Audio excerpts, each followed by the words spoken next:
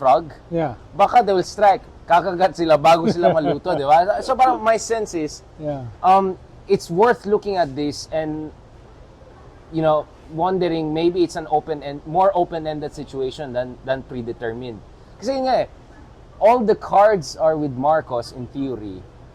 But honestly, I wonder if he has leveraged that properly or whether there's something there that is pushing him to not go all the way or forcing him to hold back. So yun ang partly tama yung sinabi mo, no? Na ito ay layered attack, no? Building up towards something, a trigger, an explosion. Pero at the same time, this is a parallel attack, multi-parallel attack. Yung isa, yung pulburon, drug addict framework. Yung isa ay yung bringing us to war, no? Anti-peace framework. Yung proxy war discourse. No? Yung anti-US. Yung isa ay anti-corruption, focus on the speaker, no? At yung mga friends ng presidente. At yung isa na hindi pa masyado nag-unfold ay yung electoral fraud na nililid ni General Rio, although si General Rio ay mukhang hindi naman nakalink dito. Pero they might choose that that's parallel. It's parallel. So these are parallels, no? Part of this merong build up, like yung pulburon, no? Si Maharlika mismo nagsabi that something big is going to happen this month or next month, no? Na kasama naman sa time frame ng the other side, yung pagdating ng ICC, no? So nakikita mo yung convergence whether this convergence is planned or not. So both sides are seeing the collision coming, and each side is waiting for the other side to chicken out or something. Yes. So tinitingnan natin who will the other timeline some people are looking at is the third SONA. And some are wondering, maybe pwede ba mangyaring ginawang kay Arroyo? But now, the stakes even higher, diba? I mean, last time I checked, if you take over as the president in the third year, based on the so-called Arroyo doctrine, you can run again for another 6 years, right? Maybe there's also the element of, if there will be a change in administration, this year, especially the last, the second quarter of this year, or third or fourth quarter of this year could be a best time, right? Yeah. Well, definitely the stakes are much higher than the usual political dynamics in the Philippines. Dahil hindi lang ito domestic we're in the middle of the great game of the superpowers. So makikita mo yung mga indications that they are involved, no? Ang banat ng kabila kay BBM is the EDCA framework, no? Which is basically stooge ng US. And the other side naman ay yung treasonous relationship sa China.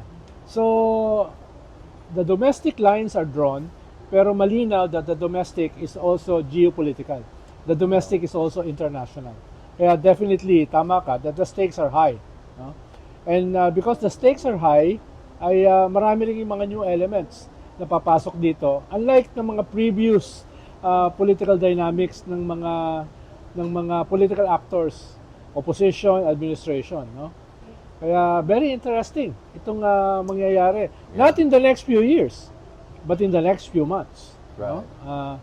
Everything will come to a head, I believe, no? Sooner than later. Buljakan na yan, buljakan na mangyayari.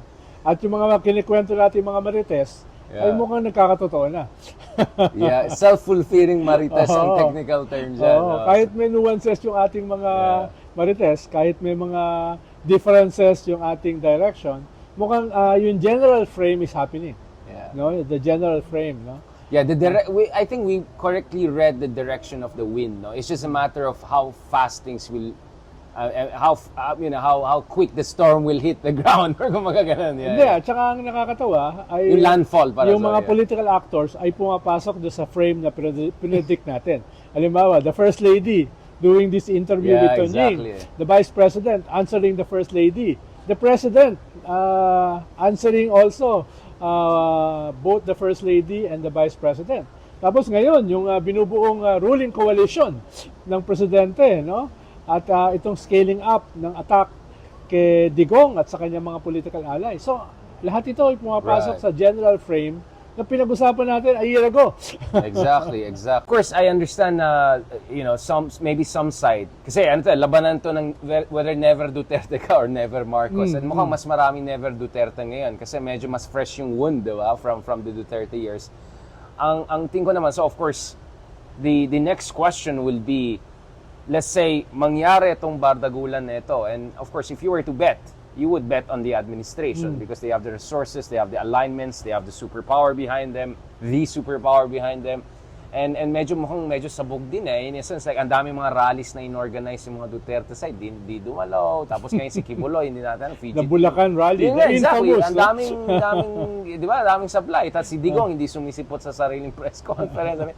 Ang sabog, di ba? Yeah. So if you were to bet, di ba? Kung mag-head-to-head itong dalawa na yan, you would say you will bet on the administration side. But that raises a new question, which is, baka naman masyadong na-excite yung mga never Duterte, and they're being blindsided to the possibility that this will create a dangerous power vacuum. Because in a way, the Dutertes have been a de facto opposition and check on the Marcos administration. If the Dutertes are not around, then suddenly maybe the Marcoses will feel emboldened to push the envelope. And then the scenarios that people are... Kasi di ba ang argument ko is, the reason why nag-accelerate itong fight within Uniteam is because, well, wala tayong kalaban. Tayo na lang pare. O, ano, di ba? Oh. Because there's no pressure from outside, that was the glue eh. Di ba? Kaya nga nag-Uniteam to avoid the pinks from winning. And lalo, lumalakas yung pink nung October pa lang nag-announce. So, with that element kind of on the sidelines, which we'll discuss more, my sense is, there could be a new danger now that if the Dutertes will be sidelined for good once mangyari itong banggaan na to, if rather, then the next question will be, baka magkakaroon ng dangerous vacuum and nature abhors a vacuum. And in that situation, Marcoses will be in a very ripe situation to push for their counter-revolution, if I can put it that way. Yes.